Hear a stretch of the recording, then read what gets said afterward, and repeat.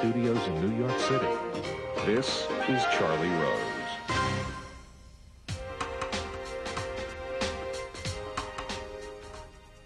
Robin Williams is here. 2002 will go down as one of his busiest years to date.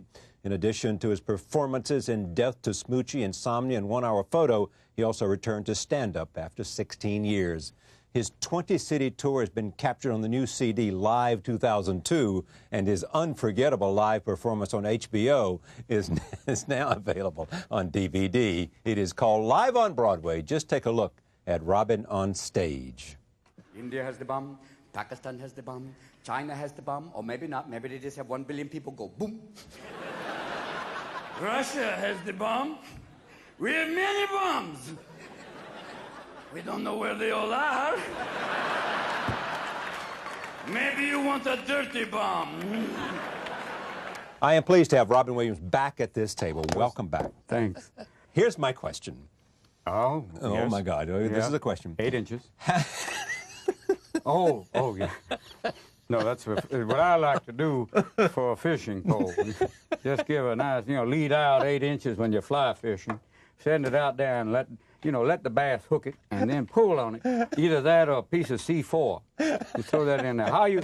That's good. You see the bass fishermen there? I don't always have that thing where you put it out there and the bass are like, I like to sit out there and you just, little C4 and then they come right up. Do they really? Right to the surface. Oh, right up. You almost reach out and grab them. Well, you can. What's left of them. It's nice when you get a full fillet. Yeah. Thank you, lady. Oh, yeah. Your question, I'm sorry. Here's my question. Sure.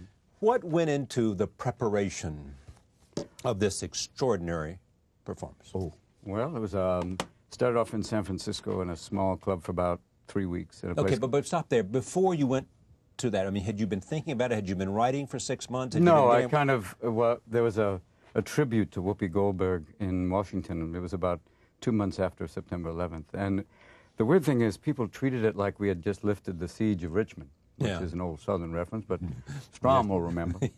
And it's that idea that people were just like, wow, and it was like they had not had any entertainment till then. And it was the idea of going back out, and everyone came up and said, oh, thank you. And it was like, well, maybe it's time to go back out. People needed it. And then I started off performing in San Francisco and just seeing what worked. And also here in New York at a place called Comedy Underground, which was a little club. And I saw comics coming back out because they said for a while it was almost like a no-fly zone, literally.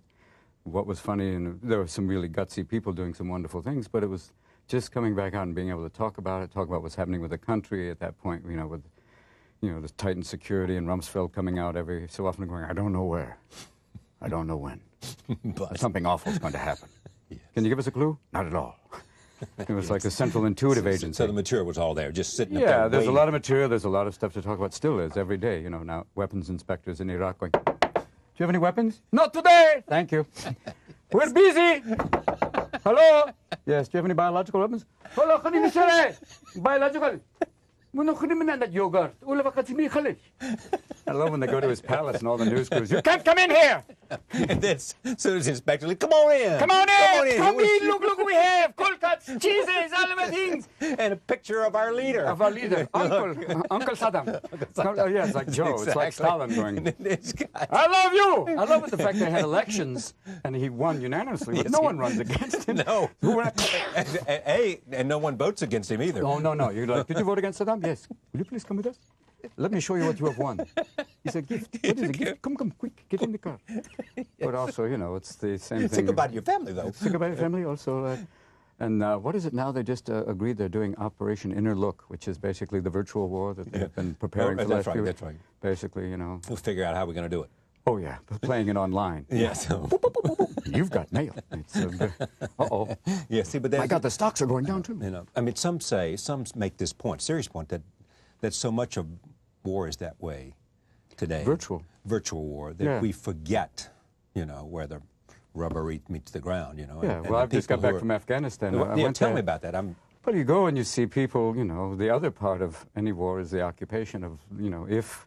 like with Afghanistan, yes, there was the initial, fighting of the war. Now it's this kind of, occupying and defending and, keeping basically monitoring the borders to keep, because the Taliban keep coming back. Yeah. And you'd say, at a certain point, they say, but when do they, because we have hardcore night vision capabilities. You know, goggles that can actually see through people. Like, oh my God, you have, what a lovely thing. When you walk around, you see all these guys going, "Hi, Mr. Williams, nice to see you." oh, yeah. But, you know, that part is you see people over there, and will be there. Some have been there for years. Some have, you know, if we go into Iraq, you'll see people who'll be there for, you know, locked off in basically the northern frontier. And that's the second part of people occupying and trying to just now start to rebuild Afghanistan, which is a big, big job. Yeah. It's one of the most heavily mined countries in the world. It's going to be a long time before they have the Afghan Open. You know? Yes. Yeah, it's crazy, isn't it? It's wild. It just blew a wheel off. Do you have any capacity, opportunity to talk to people that's not away from? In other words, is there any chance for you to interact with Afghanis? Yeah, Afghanis. I've met only a few. I met some that were like, they obviously were the guy wearing the Dolphins T-shirt, you know, had come back. Yeah. So you've been here all day? Yeah. Oh, no. The people coming back, some were, I think, in the civilian capacity of rebuilding teachers and architects, you know. But Gram sits, they told me that used to sit in one of the most fertile valleys in Afghanistan, and then throughout the 10-year war with the Soviets, they blew up all the aqueducts. And now, you know, it's basically like the Dust Bowl. It's just awful. Amazing to see. You expect to see Henry Fonda going, "Well, you can't get out." Yeah. And I met only a few. I mean, a few, basically, you know, expatriate Afghanis coming back to rebuild. And everything you see around is pretty much blown up. I mean, if a guy had an aluminum siding business, big money. And, you know, it's basically... Somebody's going to hear you say that tonight. Is going to say. This guy going, "Earl! Bobby, come on, we can make a killing over there. There's a lot of roofs out. Yes, exactly. They got problems with mice." No, that's bullet holes. Can you say Kabul? Can you say Kabul? Kabul. Come down to Kabul. All of these houses can be built in the only moment it's cooling now. What do you do? Come on down to Club Burqa. That's also another thing when you go to Afghanistan, you think an Afghani transvestite. Who would know? What are you doing? Hello, beauty. Very difficult. But in answer to your question, I'd only met a few Afghanis, and I think they had just come back. I met a lot of soldiers, men, women, you know, and they were just happy someone remembered them because, you know, it tends to be, if it's out of the headlines, people forget, but, you know, we have a lot of people there. And, you know, people are not thinking about Afghanistan. I mean, it wasn't that short time ago. Yeah, there's other stands, you know, a series of stands. I went to Turkey. Oh, Kazakhstan, Uzbekistan, Urvistan, Loralstan. Yeah. And then you go to Pakistan, which is where we have this, you know, relationship where it's, you know, they have a base within a Pakistani air base. Yeah. And, you know, it's a very unusual thing. And they have, the Pakistanis have guardhouse, you know, they have these little, I said, "Who's that?" They said, "That's the picket post where the Pakistanis are protecting the airbase." And the guy lives, his house is the guardhouse. "What are you doing? I live here. No one is going to get by me. This is my home and my guard post." And you're going, "Oh, that's good for defense." Now, did you go for the U.S. government? They sent you? You went over there? Me there. I went there with blessings of Dick Cheney and a lot of Enron stock. Did they ask you to go, or did you go on your own? Or I went on my own. Excuse me. We'll work for laughs. Excuse me, going to Kabul? They gave me a ride. They put me on a C-17, which is basically a plane big enough to carry Anna Nicole Smith. You know, "Back her up, Bobby! The sides are open." And then they put you on C-130s, which are the same, the loud plane. You know, just the guys are wearing, you know, you have to have, and you get off going, "That was a great flight! Thank you!" And you go off the back. You know, it's basically like a plane for the incontinent. The back drops.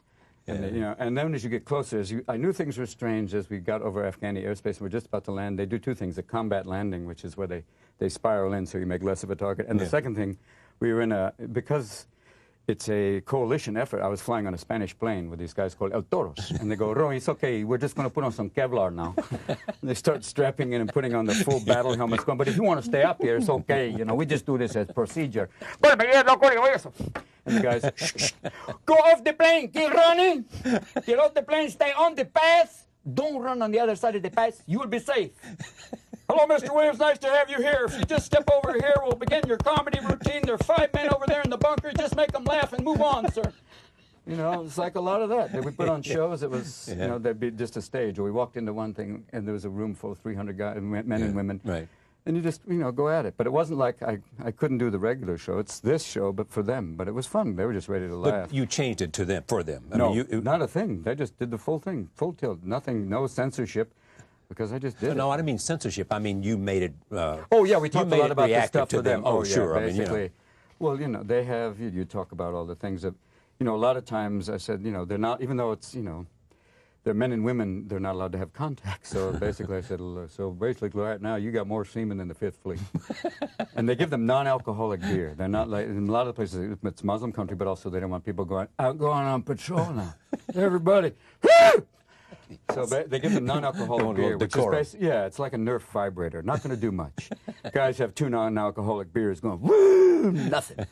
And, you know, and you talk about the place, you know, just where they are in the middle of everything. And they started to build a routine kind of around that, and these planes and the helicopter and all the weapons. They have the Predator, which is that manned drone. Oh, you saw a Predator? I saw a Predator. It's basically a flying dildo. They call it Little Fokker. This is the thing that came down. Yeah, this is the thing that when they arm them is lethal, but most of the time they're just doing surveillance. But it looks like basically a vibrator with wings. And I nicknamed it the Little Fokker, F-O-K-K-E-R, and they went, oh, okay. Oh, it's okay. Yeah, but you see that. You see all of these things, you know, the things that they're doing, monitoring those mountains and continuing to look for Mr. L. Everybody goes over there and talks to these soldiers. They'll say they're terrific. Yeah, kids. there's a sense of, you know, because number one, it's, you know, that's a volunteer army. Yeah. There's no sense of, you know, I mean, they would love to come home soon, but they know what they're doing, and they still are, they know that they have to, you know, protect this kind of tentative Afghan government. When the Minister of Tourism is killed at the airport, bad for business. Yeah, yes. Come back to... Yeah, and they almost got the president, too. Yeah, and that alone, and you know, still, you know, it's like the Wild West. They have to, everyone, you know, they sell Kalashnikovs on the street, like, hello, look, for the family, look, you know. And they have what's called celebratory fire every time there's a wedding, you know. Everybody down! Well, isn't that what happened when they had some of the friendly fire? They said they thought they were firing at us, and there was a wedding. And it was a wedding, and it's basically and like 40 people got killed. Yeah, it's basically, you know, the Smith & Wesson wedding party, you know. It's a very, if you see the country from the air, it looks devastated, except for small valleys where there's total green. And then you'll see the one building with a satellite dish, and that's a warlord's house. Yeah, who's got cable? Come on, my friend. But they're all out. And you meet the special forces guys. They look like heavily armed Amish. Yeah. Full beards and burqas, and you know, even the Irish guy with the red beard. Shut up! I'm here with the forces. I'm here with the English. This is our camouflage. Yeah, there's a camouflage. Oh, but they also, because it's a coalition forces, they have Norwegians, Swedish, and they bring their own camouflage, which is designed for Norway and the mountains. It's white. Yeah, white with little flecks of green. It's kind of weird. I feel like a Christmas tree in the Sahara. And some of these guys ride horses, too. Some of these special forces guys are on horseback. I'll get on the pony. We're going in the mountains and bring the RPG, Corky. Yeah. Any talk of Osama when you were there? No talk. Just, you know, there's the other thing. You see these boards, which is like a huge, it's like a chat room. They have these giant things. This isn't giving away. It's just that they have, you know, there's little dots, and that's everybody who's out there. And they know, you know, they're looking. They're listening, too. Listening is what they're doing. Yeah. I was also knowing that, you know, with some of these remote control, like the Predator or whatever, all it just takes is one Pakistani with a remote control plane going, look, I'm messing with the billions of dollars. I could screw with you. But I think, yeah, they're checking all over and listening and monitoring and, you know, just trying to maintain. But that's the second part of the equation of people there. That's what you're looking for if you keep pushing. I think we're making a big mistake to go in Iraq. God, no. It's you know, if they have, someone said, if, you know, they keep saying, we know things, right. Then give us a clue, Sparky. Bigger than a bread box. You remember, you know, the Cuban Missile Crisis, there was I have pictures here of missiles, if you see here and here. Adlai Stevenson. Yeah, Adlai Stevenson. That is not a harvester. That is a SAM missile sight. Yeah, you can't just say they have aluminum siding. Those are pipes for air conditioning. You know, but the idea of even finding it when you have, you know, weapons that could be put in the back of a truck, when they said, we look at it, okay, we're gone. You have to look for, you know, the dogs that go, even the drug-sniffing dogs are going, It's hard. It's not, you know, they move around like this giant carnival coming to look for things, you know. Secret surprise, you know. Has a certain inevitability about it, doesn't it? It becomes that way, but then you look at the whole world going, wait a minute. Are you doing this for what reasons? But then you have the Iranians and everyone saying, we will help you for a little piece of the action. Yeah. Just right. Some oil. I'm asking, just some oil. That's right. And meanwhile, the Saudis are going, don't look at us. Don't look at us. Nothing is wrong. Yeah. What are you doing? What was it? There's a famous quote attributed to, I think, a Turkish leader who said in '91, the Turks would like to be part of the chefs and not part of the menu. Ooh, ooh. Oh, there's that joke that's online about the Saudis calling Bush, saying, Mr. Bush, we're most horrified by the most recent attack upon your country. And he goes, what most recent attack? There's a small break, and they go, oh, 11-hour time difference. Oh, it's like, oh, what are we doing? Oh, it's at this point, you know, you have to, it's still you hope that, you know, if they find something, that'll be good. If they find, and just say, okay, now disarm. Yeah. Because going in again is just, oh no. Even the cost alone, what do they say, $1 trillion? What's amazing. that many zeros among friends? You know, when you have former Enron employees as Secretary of the Army. Bob, how you doing? I'm okay. Secretary of the Army. Yeah, I can't go there right now. It's just a subpoena envy. All those people. Ken, where are you going? Did you get any sense of the attitude about the United States, how the people over there feel about us? Like in Kazakhstan?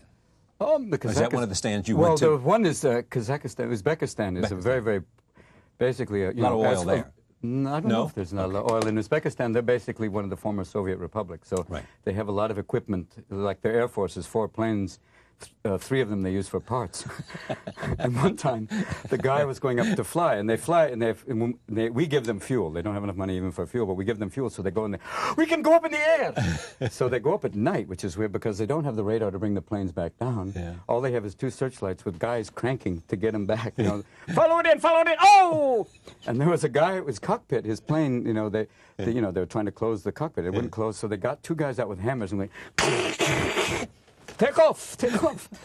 They were just happy to have the parts. Sounds like Dr. Strange. Yeah, it's like... We are happy we are very happy to have American...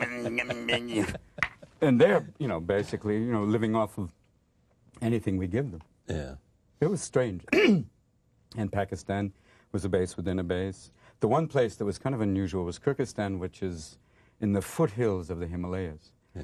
And they're hoping to get, like, tourist business back there, kind of to compete with, coming to say, come see Mount Everest, from here. Yes, from our side. From our side. But it seemed to be a very sweet country. And mostly very interesting mix of Russian and Tajik and very much like, hello, do you have any blue jeans for now? I have your movie. I have 1-hour photo before it came out. I got offline from you. Very good movie. I love this movie. Very fun. And you said, what about copyright? And they said, the copyright. Yeah, we copy right. Right, I copied right. It works. You copy wrong, it don't play. It's bad that way. Yeah, the Thai what's your problem? I like the movie. The movie is good. I put out in the Thailand many times. You used to see people that get movie cameras, they would go into theaters. That's how they do sure, it. That's the way and they then do you'd see people walking in your movie, or the one guy who went to shoot Platoon was an hour late, so they would sell the movie with 1 hour missing. It's like, hey, all right, Anywhere you wanted to go that you've never been? I mean, you've been to China. I would love to go to China. No, I've never been to China. Nor have I also want to go to Africa. I mean, God, me too. I mean, the list of places that I want to go is much larger than the places that you can. Exactly. And it's also the place. I mean, like with Africa, you'll be prepared. We'll make arrangements, and then all of a sudden there'll be something come from the Center for Disease Control, and all of a sudden CDC said malaria really bad, typhoid, and then there's a form of prophylactic resistant malaria, which, all of a sudden it's like, okay, even it's like the old Englishman going, I remember the Zemvis, eh? Oh, will you excuse me? Yes, exactly. It just comes back to me every so often. Cold sweats.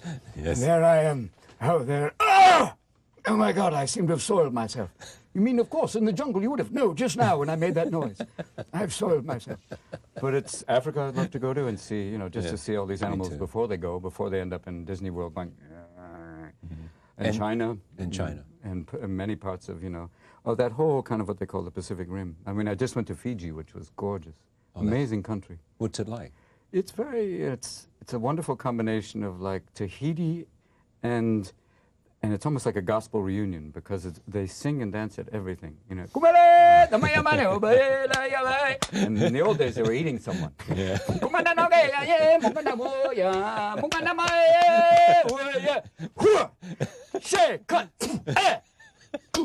It's like when you go to New Zealand and they have the haka where they meet you and go, ah! And supposedly the first time they met the English, when they landed, the Englishman dropped eye contact and he went, poof. You're supposed to just keep looking at them while they go, it's like your mama! Ah! Ooh! And if you look away, they go, ooh, ah! Foo! Ah! Siga man nakanuwi ka makawa! Ugemeneya! Halale! I bet people thinking right now, they're going, is this Charlie Rose? They start off with wild noises, and he's been it's like getting Mary McKeeva's answering machine. You have reached the Pygmy Hotline. If you wish to continue, press 1. Now, when you come here, this is what they expect. Yeah, they know. They're not looking for, like, you know. This is not. They're not looking for Arthur Miller's daughter. You're going to talk about acting and writing. I believe. No, they're just going, boy's going to make noises. Little man's going to, yeah, we're just going to go to Fiji, come back. We'll be dancing around, talking about going to Africa, maybe getting to China. Look here, we have a beautiful new Disneyland with Mickey Mouse. And this is Tiananmen Square, and we have a shirt made by American prisoners called Credibility Gap T-shirt made by American prisoners. Yeah, you didn't know they were here? No, you don't know our T-shirts are shipped back, all made by political prisoners for the Gap. Crazy now, but we are moving. What did this tour do for you vis-a-vis your sense of wanting to make sure you stayed in touch with stand-up? It's just good to get back out in front of people. You know, you get a feeling after playing all over the country. You just see that people, number one, had a kind of it was like many people said, I haven't laughed that hard in a long time. Let me tell you a story about me. Sure. As you know, I had heart surgery. I remember that. Yes. I was laughing. I saw it like 4 or 5 days after. Oh, that's bad news. I had to stop. I No. said, this is not, Not good for good. me. Not good. This is not good. Not good when the So- doctor's going, kitty, kitty. Charlie! Bobby! Yeah, a woman said that too, that she had, you know, some surgery, and she said she had to, or people, literally, people come and say, Absolutely. thank you, but I had to quit. They said it was great. I was laughing my ass off, but thank you. I had to, you know. Well, in fact, there's a review that somewhere said you should not watch this in one viewing. Kind of like a nice piece of cheese. It's like barbecue. Spread it out over a while. Yeah, Good animal like that, you don't eat all Have at a once. nice bite, put it away, and come back. Come back, like turkey. You know, come back again. It's like, you know, that piece of pork. I think there were people who said that it really kind of was, because there's that big kind of cathartic thing that happened with people. That was worth it when you saw people just coming up and saying, oh man, I laughed. Especially knowing what we've been through, what we continue to go through. Yeah. People need it, and that's the purpose of going out and doing it. That's why I went to Afghanistan, just to say, hey, you're not forgotten, come here, but also just to give a taste of, you know, something to kind of act as a respite from all of that. I'm not sure if I'm proud of this question, but I want to ask it anyway. Does it bring you real satisfaction to know that you can entertain? You have the What are you not ability- proud of about that? Well, I do. You know, it sounds stupid. That you can entertain people? Yeah, that you have. You know. Does it give you pride? Does it give you a great sense of? It's a good. It's a great sense of purpose on that level because there is that kind of. You could see it affects people for however exactly long. right. There is, and sometimes sometimes a thing will have a half-life where people will kind of say, like there's a routine in this that seemed to take off in a big way. This thing about golf, the invention of golf. Oh, stop. Stop. Okay, we'll be right back. Roll tape. Roll tape. This is my favorite. This is Okay. why, because I play golf. Here's my idea for a f***ing sport. I knock a ball in a gopher hole. Oh, you mean like pool? Off pool. Not with a straight stick, with a little f***ed up stick. I whack the ball that goes in a gopher hole. Oh, you mean like croquet? Croquet. I put the hole hundreds of yards away. Oh, yeah. It's great fun there. Oh, yeah, that's a great thing. Oh, like a bowling thing. No! Not straight, I put in the way. Like trees and bushes and high grass, so you can lose your ball and go whacking away with a tire iron. Whacking away, and each time you miss, you feel like you're gonna have a stroke. That's what we'll call it. A stroke, because every time you miss, you feel like you're gonna die. Oh, great. Oh, and here's a bit of back. Oh, this is brilliant. Right near the end, I'll put a flat piece with a little flag to give you hope. But then I'll put a pool and a sandbox to with your ball again. You'll be there trashing your jerking away in the sand. Oh, you do this one time. No! 18 f***ing time. Well, cards and letters are coming in now. Oh, yes, we'll hear from him. Yeah. That is, where did that come from? It came from playing a drunken Scotsman one night, and because I go to Scotland almost every year to see Billy Connolly for his birthday. He's a great man. And I just started playing, because, you know, you go to Scotland and you get off the plane, and even though it's supposed to be English, you can't understand it. It's like, go to team up here, right? Charlie Rose, a great show. See something I do, what Charlie that day. Really? Yeah, that's it. Could have got the save it. Say that's, you know, TiVo, I could pay in it. It's lots of shit. Oh, yeah. And you were looking for subtitles. So I just started to play that. And then one night I started to talk about, you know, here's a country that could, you know, the men could wear a skirt and, you know, and a tiny accessory on the front, and play a dead cat as a musical instrument. You know what? Put a hose in its ass and keep it blowing. And then it got into golf, and it just started to build. Because But you were sitting around with Billy, or you just... no, just did it on stage. Oh, on It started off stage. as Oh, I one see. idea of just, you know, Right, here's right, my idea right. for a sport.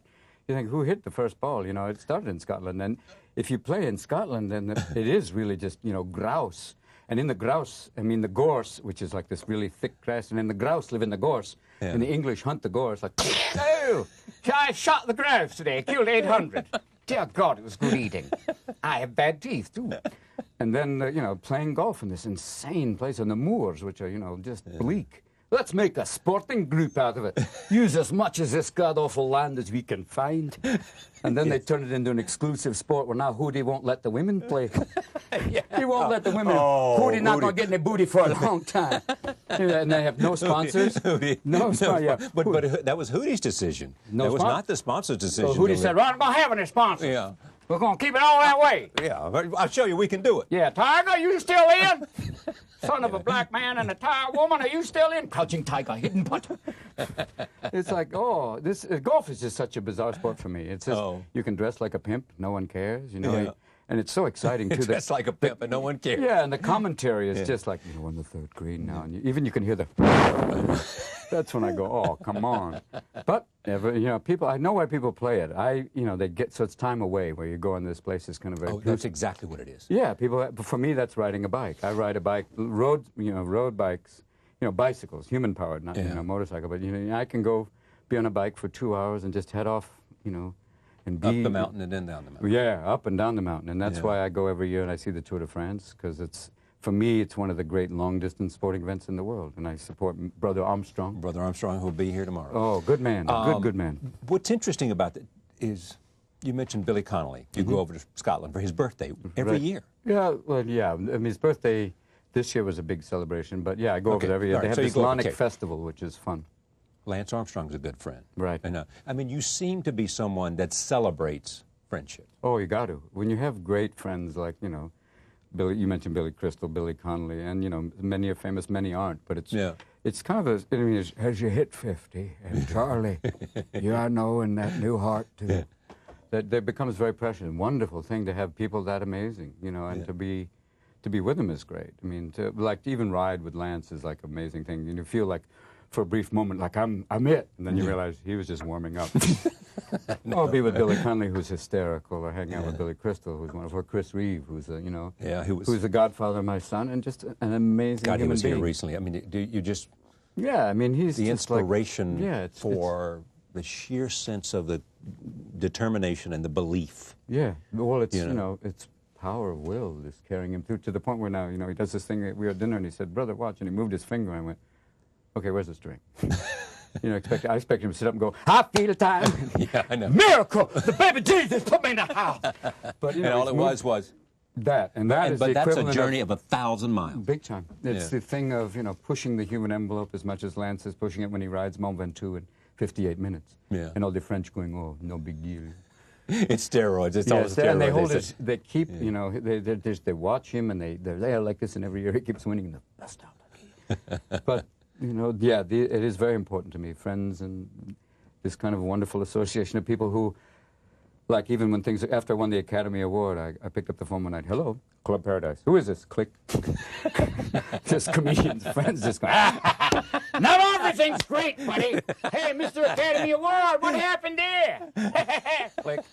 You know, they bust you hard, you know. Yeah. But that's part of it. That's part of the drill when you have friends like that. I mean, because, it would think that comedians may have a certain brand of friendship because... Oh, it's tough, but it's a tough love, because but it's great. it's a tough love business. And because in the beginning, everybody was hanging out at the club, just watching and learning. And you're there together, and then you kind of go... A shared pain. Oh, yeah, a mutual.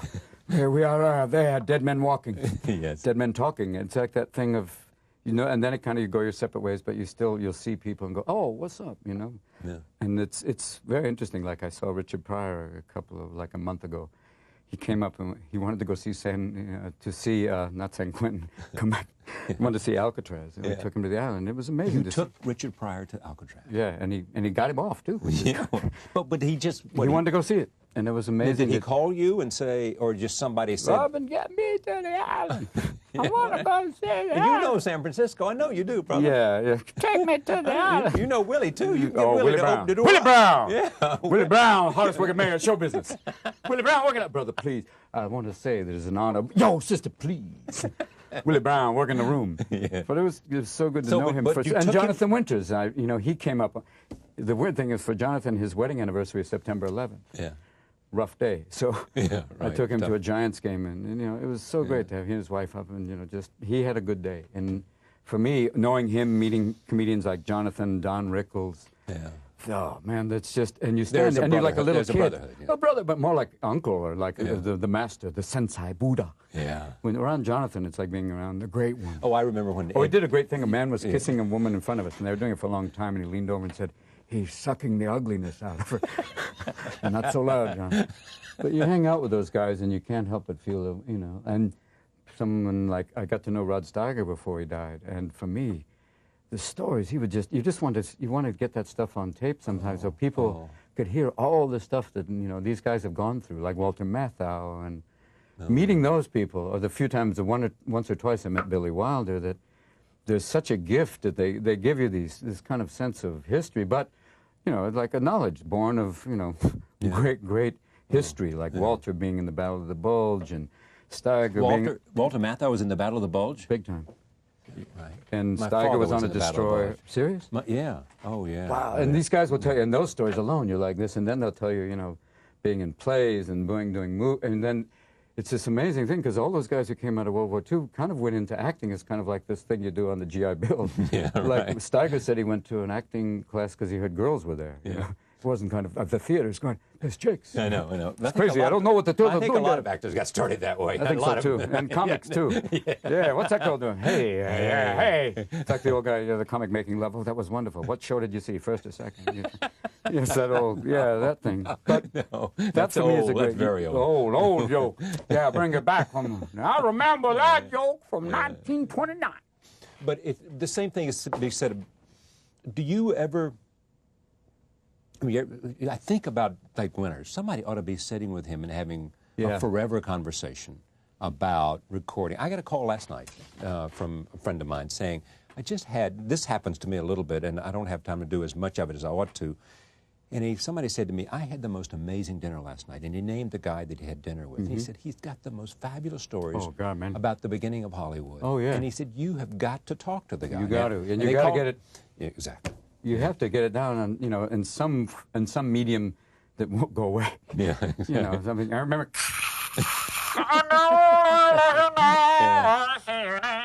But you hear from all of them, and they tell you stories that you're just going, oh my God! And it's, it's like hearing the first, the audition tapes of, Jimmy Stewart. Line.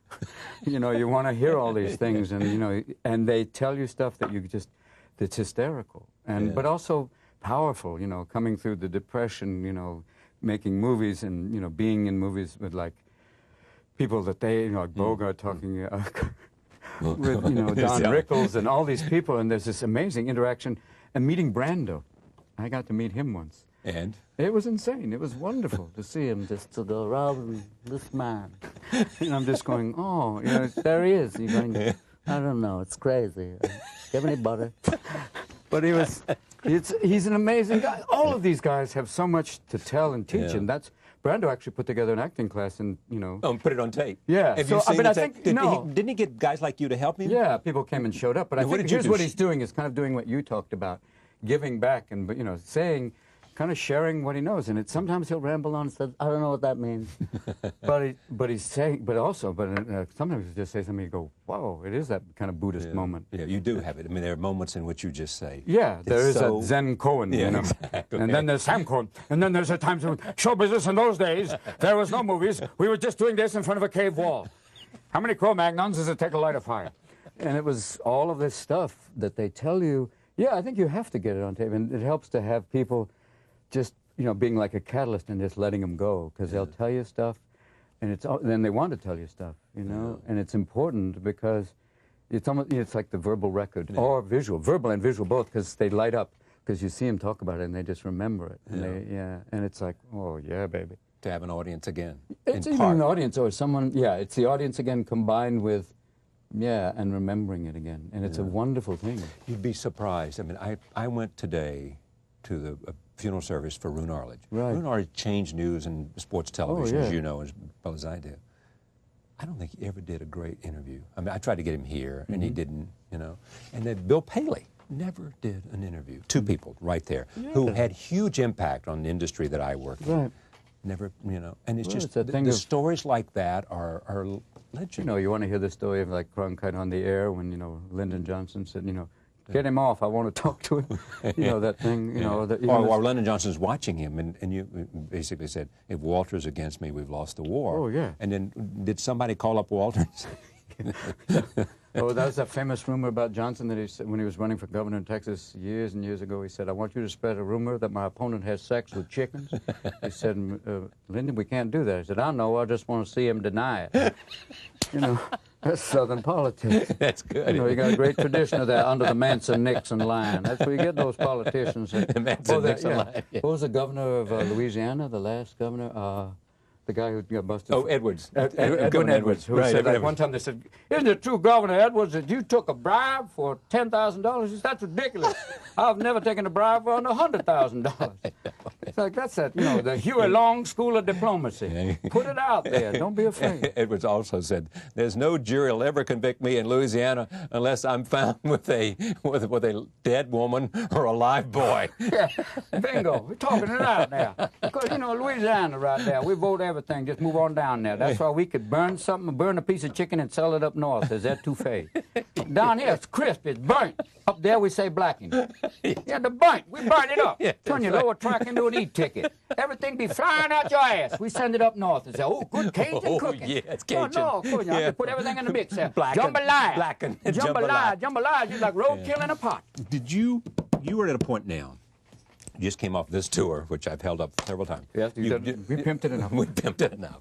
1 hour photo. 1 hour photo. Autofocus is No, over. it's not a movie. I didn't do that. I swear there's no tape.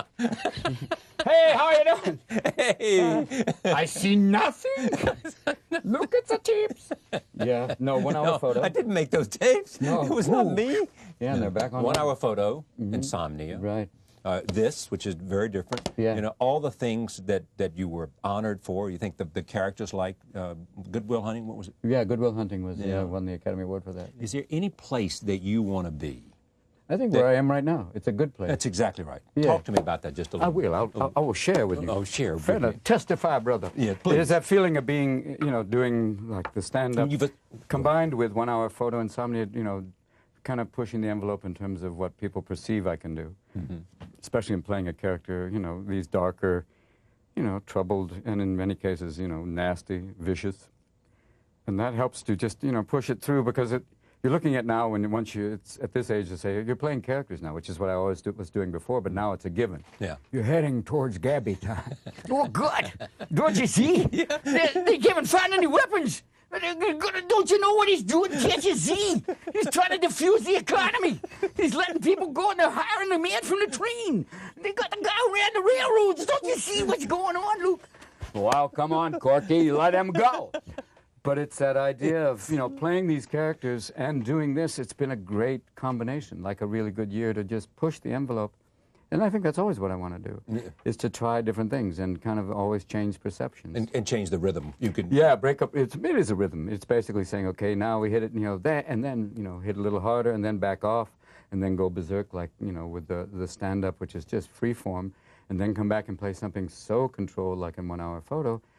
those are all possible. I mean, I was trained at Juilliard. You know, I went for 3 years and left, and then went and did stand-up. But the stand-up was always just kind of a great release, and then still having that ability to play, both, and having that range really helps. For me, it's great. And you mentioned the other part, having great friends and family that just make life extraordinary, and a world to still go out and see and learn about, which is the most important of all.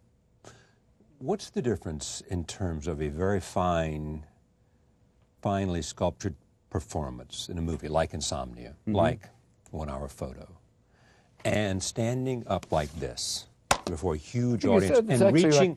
Like two different mediums, I think. It's like, it's almost like sculpture, because in a movie like 1 Hour Photo, it's like sculpting in that sense. You look for the detail, the minutiae, and all the fine points, and then in something like that, it's more like a piece of music, like a jazz riff where you just go off, where you start off with a bass line, and then you go off into these things, and sometimes when it really works, you don't know where it's going, but it's amazing. Like the golf thing came from a riff. It started off, and when you find that, it's like, wow, and it is this immediate kind of endorphin thing of, wait a minute, and it takes you there. You can get in a zone here. Oh, yeah, big time. Where there's nothing like it. Yeah, there's a zone where it's possessed. It's a bit thing of... Yes, it owns you, you don't own it. Yeah, so it's a bit like, oh, no! You feel like there'll be someone waiting on the side. Come back, child! Put it down!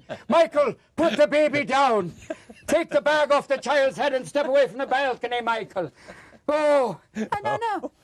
There was no mother on Can you explain that to me? I don't know. I mean, there was no mother there, because no mother in the world would let me, honey, I'm just going to take the kid and dangle him over the balcony. Are you okay with that? I know, especially not a black woman go, give me that baby, give me that baby. Crazy little man, you little elf. Don't be dragging our baby and hanging him over there with your bag over his head. Yes, that's true. It's like, none of that would have slapped him up against say, exactly. Not with my girl child. Not my baby. Not my child. Here's a doll. Drag the doll. Hold the doll upside down. You have back one toe. Look at my baby. Let go of that baby. Give me that baby. That was like, I went, you know that there was no woman like that. Yeah, there's nobody nearby going like, even an old Irish nanny go, oh dear, step away from the child. Oh, Lord above, have you been possessed?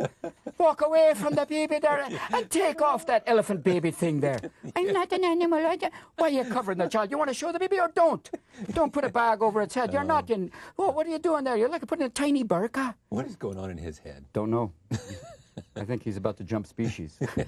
I think it's like he's leaving slowly but surely. Just it's a great little scene. thing of like... I just did this piece with Christopher Walken for 60 Minutes, too. Do you love him? Oh, the most amazing man. He is. He's just, I mean, an eccentric in every sense of the word, and just like a guy you just want to sit and just watch. You do. I mean, you can sit and watch him do anything. I mean, he did that great video where he was dancing. Yeah, right. Because he was an ex-Broadway hoofer. Yeah, he's a hoofer. You know everything. That's right. Not everything, but a few Almost, things. yes. Yeah, working on that in human genome. We know that we have a tail. Exactly. You and I have a tail, and you know what? I'm cleaning my oven while we speak. This last night's show. Yeah, and they're saying that we're close to mice, and I think, a lot of people say we're close to mice. And I don't think that, But a lot of people like that. And you look at a lot of people and saying, "Yeah, rats." Yeah, you can say, you look at certain agents and people, and you say, "Yeah, rats." Okay, we're closer to rats. But I thought myself, I can find cheese. I can go through the maze. That whole thing that we're close to a certain. It isn't a weird thing that they say that they match us up. But before it was a fruit fly, now we're up to mice. And there's not much difference. Oh, yeah, not at all. But soon they'll have designer jeans. You can say, this is my boy, Gil. Hi, Dad. How are you? How are you doing? You can pick out, I'd like the boy with the lizard eyes. Honey, do we want gills for the kids? Yeah, Bob, gills. What else? Web feet for diving. Mm-hmm. What else, Christopher Walken. Back to Christopher Walken for a second. Speaking of human engineering. Yeah, that's exactly right. There's a great moment where Woody comes in. I've forgotten which movie. And Woody's talking to him. You remember? And he said, I have this thing where I feel like I'm going to drive off the road. I'm going to kill myself, and the car's in flames, and the next shot is him just... It's like... And there's another scene where Woody says to him, I'm sorry, I've got to go. I've got to go. I'm going back to planet Earth. Well, there's people like him, when you talk to Chris, it's like, I don't know, he says things, you just go, wow. Wow. There are people. That's why, coming to New York and walking around, you just see amazing people. You see so much so many things here. And, you know, you see Chris and you see, but everywhere, there's so much to pick up on. What's always amazed me about you is many things, but it is the spectrum of your interest. I mean, science is an interest of yours. Always kind of fascinated by it. It's kind of, my brother started off as an optical physicist and then teaches science in Memphis. Optical physicist. Yeah, basically, you know, what's that? Yeah. But It's anyway. like, you know, but yeah, I'm always kind of fascinated by it and, you know, the potential for it, you know, especially when they're talking about the human genome. And Yeah. what the things of, you know, working on, you know, send in the clones. Yeah. There was Yes, a, it. what are you doing? Nothing. I met a Nobel Prize physicist. He said, what did you do? I've developed a specific gene therapy for a very specific form of cancer, and it really will solve our problems for the next 20 years. And he said, what are you doing? I said, I'm just having lunch. But you meet them, and they're very, very kind of That's quiet true, that's people true. who've solved the problem. We're like- figuring out how the brain thinks. yeah, we're basically, You I've know, worked out, you know, be back. total neurosis. Yeah. You know. How are you doing? Oh, I'm fine. That's it. And what do you do? Yeah, Well, I I talk on I make television. noises. I talk on television. I make noises. Yeah, I make noises. Yeah. Yeah, Peter Lorre says, I make faces. I like to make faces. Why won't they let me into there? I never did anything wrong. I was never hurting any of us. Where was that from? It was, actually, he had a couple, but it was in M, which was, you know, but that was in German. But he did a monologue once on a television show where he talked about, my head is like a fishbowl, and everyone sees inside of it.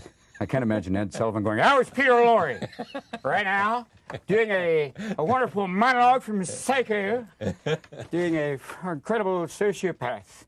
What musical instruments do you play? I tried to play the saxophone once, and they had this wonderful black jazz saxophone player who said, don't hurt it. You're hurting the instrument, you know. Be kind to it. Be kind, yeah. You don't, finger it. Treat it like a woman, not like you're trying to grab yourself. It sounds like a whale being, sodomized. Let it go. My favorite is you listen to those old blues records. Oh, and man. Oh, man. Oh, yeah. Like you and Bonnie Raitt's going out to find all these great old blues artists. Yeah. I remember it was 1927. I had just gotten out of prison for the 7th time. I wrote this song called Stay Away From Me. I can't remember all the other words, but this song was written after a night of lovely evening with a woman who I found out later on was a man. But we had ourselves some wonderful love. Yeah. It was all you never know. Before I found that out. night I said, I looked down in your thighs. You greeted me with a happy surprise. I didn't know. And it's all, for me, I would love to play music, but I haven't had the skill or the learning. Or as Peter Cook said, I'd love to be a lawyer, but I never had the learning. I never had the learning for that. But did you have the ear for it? Somewhat. I just didn't have the Yeah, 'cause hand you- for it, the but- ability to kind of play it, Yeah, but to do what you do. Yeah, which there's is- a musicality There to is it. a musicality. Yeah, I mean, there's there always a really is. rhythm to it. There's rhythm, there's musicality, and there's a pitch. There is. Yeah. Some people are higher pitch. Some people pitch like that. Some people pitch and catch. Do That's you all. paint? No, I wish, but no. Do you create art at all other than what you do as a I think performer? I paint visually. I dance. No, I haven't painted. My mother used to sculpt, but no, I never did. Yeah. But you read a lot. Yeah, that's my main thing is reading and kind of sampling. As my lovely wife says, dust jacket literary. I'll just be kind of halfway through going, okay, that's enough. Yeah. Yeah, but it's good, to, especially now, reading all these different histories of you start reading about the Crusades going, okay, wait a minute, there's this bit of repetition going on here. And you start to read all about, that gives me a sense of things repeating, which is not good. And science, once again, of, global warming. Right. I said the Coyote Accord. No, it's Kyoto, George. That's a good car. No, that's Toyota. No, she's a great singer. No, that's LaToya. Just going, forget the dysphagia. Come over here, son. Work with me. Dad, can I do this? No, You could can't. do an hour on Bush. Oh, everyone can. I mean, Yeah. but behind the malaprops and everything else is a man who, why they sent him out to basically win the Senate. He works one-on-one. Have you seen Travels with George? Yes. He's Nancy charming. Pelosi. He's Nancy- charming. It is. It is. He works you. He You works know people. he has something that most politicians don't in terms of the the way. ability to go, and it's different than Bill Clinton had a one-on-one, but he was Right. able to multitask, like crazy. Like he could be going, Charlie, I believe that. Well, that's over there. There's a little bit of Oban, and look at the ass on that girl. But he was able to go like, like Terminator. Now, want, but yet still, I believe. But George's works you like, hey, how are you, buddy? Good to see you, and I Yeah, feel good, yeah. And people, and you could see it even on the camera, because she's using a video camera, it picks up even more of that. This is a movie called Travels with George. My Travels with George by Nancy Pelosi, whose mother is... Yeah, Nancy Pelosi. Yeah. No. Barbara Pelosi, Barbara Boxer, Nancy Pelosi. Yeah. People it was Alexandra Pelosi. Alexandra Pelosi, Nancy Pelosi's daughter. Nancy Pelosi, Who's now Journeys with George, I guess. Journeys with George. Journeys with George, My Travels with Charlie. Conversations with Uncle Phil. Boy, I remember, that gun, that thing, the Supreme Court, it wasn't us. I thought it was like a menu. I picked two. Who knew? It was like the Supreme Court. Hey, see him around, see him now, move it now. Constitution's not your sketch. Crystal directs, makes movies. I would never do it. I couldn't. Won't? No, I would. The first time I said, well, that really didn't work, they'd just go, what about Popeye? Okay. I got you. Done. Thank you. Nice for playing. New deal. No. Got You me. don't mean that. You do No, not. I couldn't do it. I mean, because I'd be willing to try so much that, at a certain day you'd have to say, we have to do something else. And I'd say, oh, let's try that. Let's try this. Yeah. It'd be like a fractal rather than a movie. It'd kind of go off on all these tangents. So Some people can do couldn't that. keep a strong narrative, or you couldn't... Yes, that's the difficulty. Couldn't keep a strong narrative. Go back to the story. Or someone might say a linear. Linear. Linear is a very good Linear's word. not a word. It'd be more like, oval. Oval. We're back here again. Oh, linear accelerator. It'd be like this thing of, what was that? I don't know. Yeah. But you need people who have a great sense of that to make a good movie, or, to make a great movie. It really has an ability to see micro and macro both. That's what I've seen with the great directors. Who's the best you've worked with?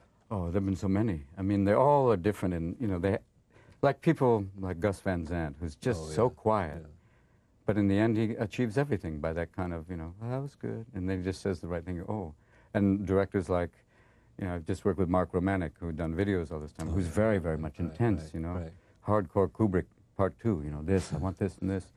Christopher Nolan, who's very young and very, but Christopher still, Nolan did Insomnia? Yeah, right. He has the ability just to be the same thing. It's almost like Gus that way.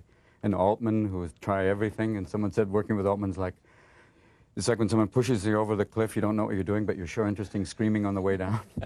But he had a great sense of just letting you build it yourself, and stepping in if you needed it. Or Mike Nichols, the great comedy director who... How did he direct? He directed by basically saying that works, that doesn't, and just kind of stepping in because you have faith that he knows comedy, especially when he's working with Elaine. Yeah.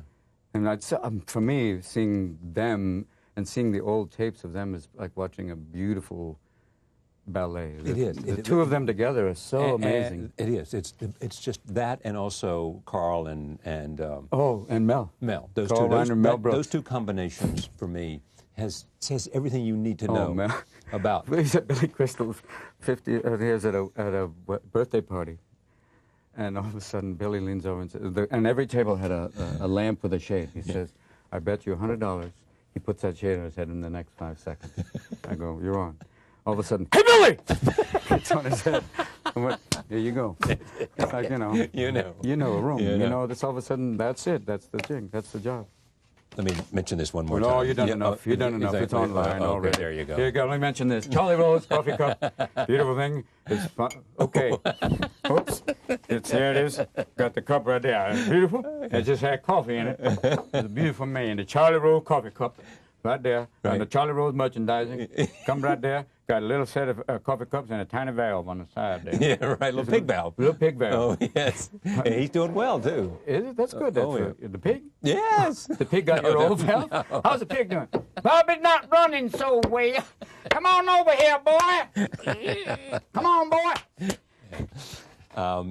Thank you. Thank you. It's always This wonderful. is always good. I always feel like this is like therapy, but fun. We always feel there should be a 1-800 number at the bottom. How much money have we raised? Please support the United Caucasian College Fund. Come in and have a little chat with Dr. Rose. Dr. Rose. Dr. Rose will help us without the feeling of, oh, you don't know what you're doing. Men who love chickens and the women who baste them. No, thanks. Good day. Well, thanks, Charlie. Thank you. The best. Robin Williams for the hour. See you tomorrow night.